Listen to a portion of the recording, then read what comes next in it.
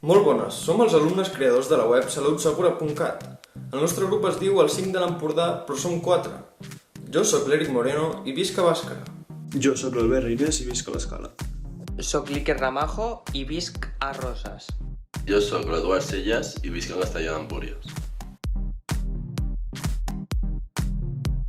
Vam llegir en un diari que el Consorci de Salut de Catalunya i els Mossos d'Esquadra havien creat una exposició itinerant, uns roll-ups, per ajudar la gent en termes de salut i seguretat.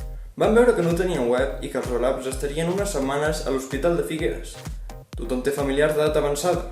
Sabem que lluiten i van lluitar molt.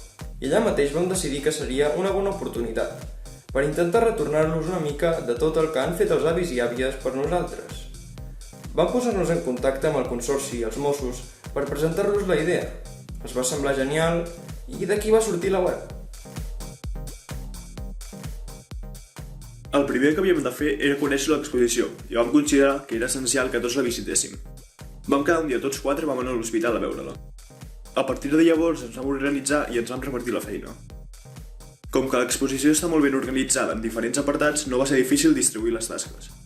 Cadascun de nosaltres va agafar uns apartats de la web i es va posar a treballar. En fer-ho així, tots vam treballar amb totes les eines i això ens va permetre ajudar-nos els uns als altres i aprendre tots alhora. Totes les tecnologies utilitzades. Hem treballat amb bona part de la tecnologia que ens va proporcionar el nostre registrador, l'SW Hosting. Això ens va permetre posar en pràctica el que ens va ensenyar el nostre professorat. Hem treballat amb el CMS, el gestor de continguts, amb el llenguatge HTML, amb JavaScript, amb CSS. Les fulles d'estil. Hem treballat també amb la gestió del DNS, el protocol de transferència de fitxers, i tenim pensat afegir-li més funcionalitat a la web amb el llenguatge de programació PHP i el gestor de base de dades MySQL. L'exposició porta més de 2 anys voltant per tota Catalunya i seguirà fent-ho. Els problemes de salut i seguretat seguiran existint. Alguns desapareixeran i n'apareixeran de nous, per tant la web s'haurà d'anar adaptant.